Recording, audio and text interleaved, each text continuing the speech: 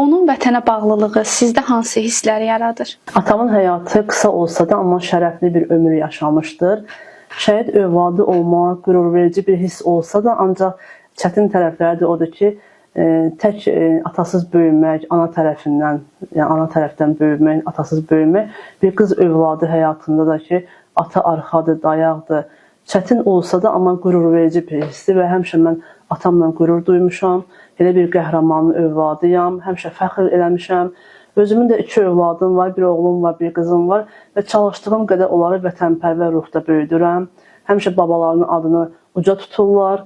Oxuduqları məktəbdə tez-tez tədbirlər keçirilir və orada həmişə şəhidlər haqqında şeirlər səsləndirirlər, həmçində babalar haqqında gözəl sözlər danışırlar, onu unutmağa çalışmırlar, tanıtmağa çalışırlar ki, gələcək nəsillərimizə də qəhrəmanlarımızı tanısınlar, onlara örnək olsun, onların döyüş yolu.